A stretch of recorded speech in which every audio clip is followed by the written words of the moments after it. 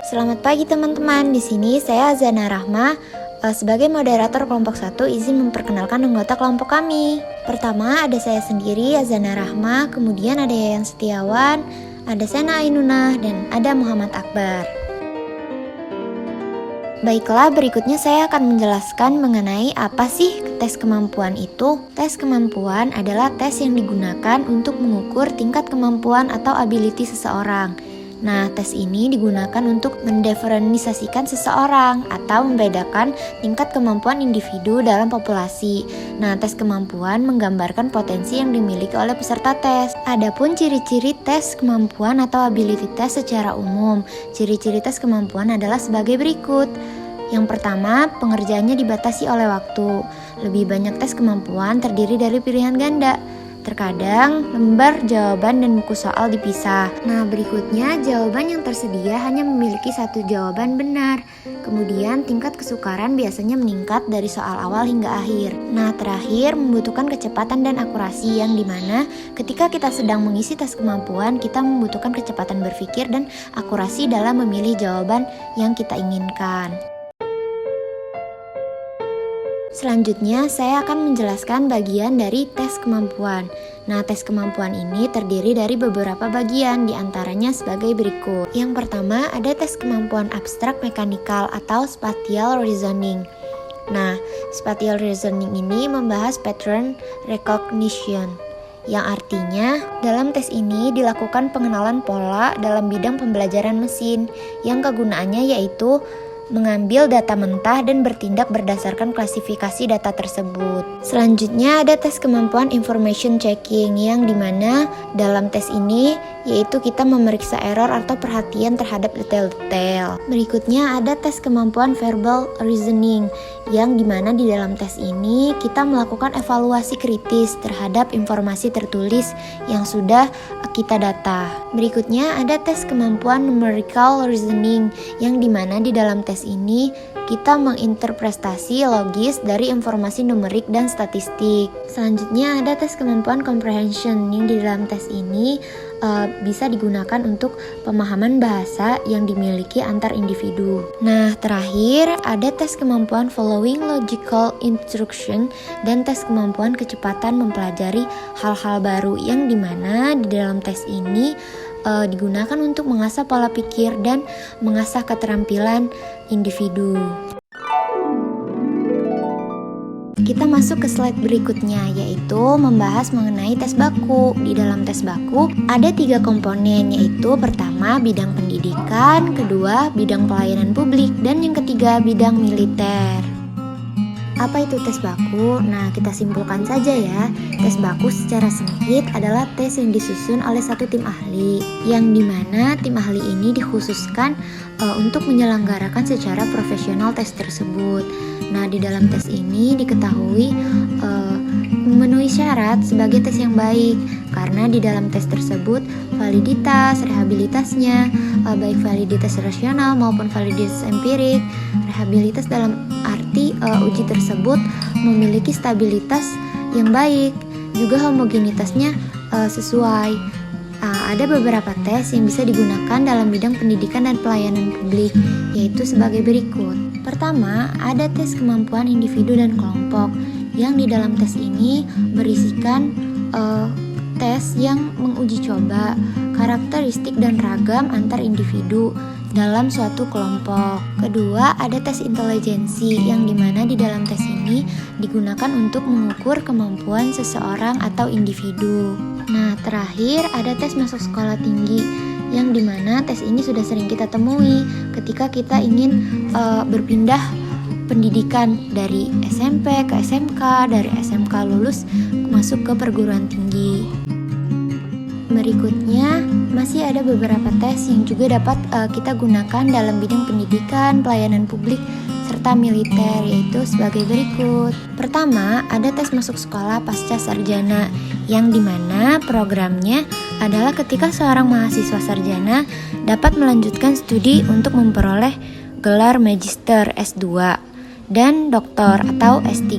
Kedua, ada tes kemampuan nonverbal, yang dimana tes ini merupakan tes yang menghendaki jawaban bukan berupa ungkapan atau kata-kata, melainkan berupa tindakan atau tingkah laku yang nyata. Ketiga, ada tes sekolah profesi yang dimana tes ini digunakan ketika kita ingin menjadi seorang profesional ataupun seseorang yang pandai mengenai sesuatu hal. Dapat dikatakan kita menjadi spesialis mengenai suatu profesi tertentu. Keempat, ada General Aptitude Test Battery atau yang disingkat GATB. Nah, tes ini adalah suatu tes kognitif terkait pekerjaan yang dikembangkan oleh layanan ketenagakerjaan Amerika Serikat.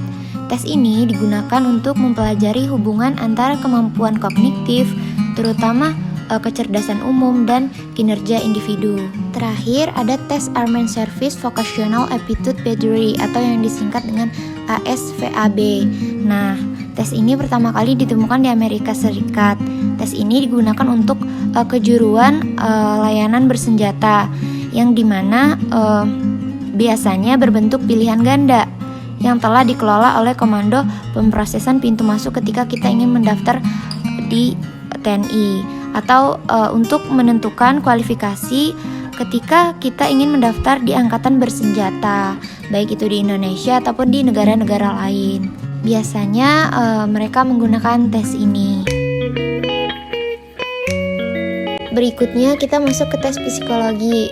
Pengertian tes psikologi. Nah, tes psikologi adalah sebuah alat ukur untuk mengetahui kepribadian seseorang. Dengan tes ini kita dapat mengetahui kepribadian seseorang. Nah, tes psikologi ini sudah sangat luas dan banyak digunakan negara untuk maksud-maksud tertentu di berbagai bidang. Misalnya bidang penentuan bakat dan minat siswa, kemudian penentuan gaya belajar, dan penentuan siswa masuk di jalur IPA atau IPS, ataupun bahasa dan lain-lain. Kapan tes ini mulai digunakan? Nah, tes ini mulai digunakan sejak tahun 1972. Tes psikologi ini telah mulai digunakan di Indonesia setelah sebelumnya diterjemahkan ke dalam bahasa Indonesia dan disesuaikan dengan latar belakang sosial budaya di Indonesia. Serta kemudian tes ini sudah lolos tes validasi yang digunakan secara statistik. Jadi tes ini bukan sekadar tes ya, yang mengadopsi atau sekedar menerjemahkan dari tes-tes yang ada di luar negeri, tetapi sudah diteliti lagi sebelumnya. Berikutnya, apa manfaat tes psikologi? Nah, manfaat tes psikologi yaitu untuk mengungkapkan berbagai corak kepribadian yang tersembunyi dan sukar untuk diketahui melalui wawancara atau pengamatan biasa sehari-hari. Dapat kita simpulkan bahwa manfaat tes kepribadian yaitu menjelaskan masalah psikodinamik seseorang individu, kemudian mengetahui kepeminatan pendidikan dan gaya belajar seseorang yang mungkin bervariasi dan berbeda-beda. Selanjutnya kita masuk ke materi prinsip yang digunakan dalam alat ukur psikologi.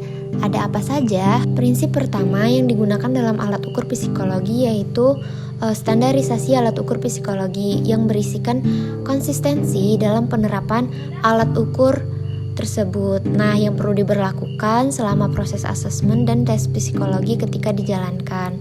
Yang kedua, ada objektivitas dalam penilaian yang bermakna menjauhkan tes psikologi dari pemaknaan-pemaknaan yang bersifat personal. Nah, yang ketiga, ada norma pengujian hasil, yaitu hasil umum dari pengujian pada kelompok besar yang juga mencakup hasil pengujian pada individu. Nah, kedua hal tersebut dapat diperbandingkan dengan hasil pada kelompok lain. Yang keempat, ada rehabilitas. Nah, rehabilitas itu bermakna keajekan. Nah, digunakan sebagai alat ukur yang perlu menunjukkan performa yang konsisten setelah diberlakukan atau digunakan pada beberapa tes yang dilakukan menggunakan alat ukur yang sama. Terakhir, atau yang kelima, ada validitas yang bermakna kesesuaian penggunaan alat ukur dengan tujuan pengukuran itu sendiri. Karena mengingat suatu alat ukur memiliki tujuan dan lingkup pengukuran yang berbeda, maka alat ukur harus dapat digunakan pada konteks yang benar. Kita masuk ke materi akhir yaitu mengenai pengaruh intelijensi. Nah, di dalam pengaruh intelijensi terdapat 3 bagian, yaitu hakikat intelijensi, definisi intelijensi, dan faktor-faktor penentu intelijensi. Apa itu hakikat intelijensi? Nah, Arnold Bush menyebutkan bahwa intelijensi dapat dipandang sebagai temperamen atau suatu kecenderungan tingkah laku yang bersifat koalisi biologis, yang seperti seolah-olah tingkah laku biologis. Nah, pada hakikatnya bersifat konstitusional yang merupakan tanda untuk membedakan individu satu dengan individu yang lainnya. Namun, beberapa ahli psikologi menyatakan bahwa temperamen hanyalah merupakan tingkah laku emosional. Nah, hal inilah yang membatasi intelijensi sebagai temperamen. Berikutnya, Bus memberikan pendekatan yang lebih luas, yaitu bahwa intelijensi dipandang merupakan sebagian dari kepribadian, sedangkan temperamen dipandang sebagai penentu perbedaan antar individu. Selanjutnya kita masuk ke definisi dari intelijensi. Nah, intelijensi merupakan suatu agregat atau kapasitas global dari individu untuk dapat bertingkah laku secara terarah, kemudian berpikir secara rasional, serta berhubungan secara efektif dengan lingkungannya. Intelijensi ini sifatnya global ya, karena intelijensi mendirikan tingkah laku individu sebagai keseluruhan. Baik, berikutnya apa saja sih faktor penentu intelijensi? Nah, yang pertama itu ada faktor pembawaan, kedua ada faktor kematangan, dan yang terakhir ada faktor pembentukan. Nah, faktor pembawaan ini merupakan faktor pertama yang berperan di dalam intelijensi, di mana semua individu membawa sifat-sifat tertentu sejak lahir. Sifat-sifat ini tumbuh dengan alami, yang menentukan pembawaan kita. Nah, contohnya, terdapat anak-anak yang dengan susah payah dapat mengikuti pelajaran di bangku sekolah dasar, termasuk ada yang dengan sangat mudahnya dapat mencapai gelar di universitas ataupun mendapat ranking 1. Yang artinya antar individu satu dengan individu yang lain itu memiliki perbedaan. Mereka memiliki ciri dan keunikannya masing-masing, serta ciri pembawaan yang berbeda-beda. Kedua, ada faktor kematangan, yang dimana kematangan yang dimaksud di sini adalah pertumbuhan dari dalam. Faktor kematangan terkait dengan bagaimana kesiapan individu tersebut untuk memecahkan masalah yang akan dihadapinya. Contohnya, semisal ada anak normal yang berusia 7 tahun, tidak akan menjumpai kesulitan dengan hitungan 8 ditambah 9, tetapi saat dihadapkan pada persoalan setingkat lebih sulit yang menyangkut persamaan, mereka mengalami kesulitan seperti itu. Dapat kita sebut dia sebagai anak yang cerdas, namun belum mengalami kematangan di dalam dirinya. Dan yang terakhir ada faktor pembentukan, yang dimana faktor pembentukan ini diyakini membawa perkembangan di bawah pengaruh keadaan-keadaan dari luar. Kenapa begitu? Karena seseorang, semisal nih ada seseorang anak normal yang berusia 14 tahun, pada umumnya tidak akan menjumpai kesulitan dengan persoalan hitungan sederhana, misal 1 kali 2, 2 kali 3, akan tetapi dia mengalami kesulitan seperti itu. Nah, itu harus kita bentuk dan bisa kita rubah seperti itu. Oleh karena itu, peranan orang tua, sekolah, pendidikan itu sangat penting ketika faktor pembentukan ini dilakukan. Sekian, terima kasih. Mohon maaf apabila dalam penyampaian terdapat kekurangan.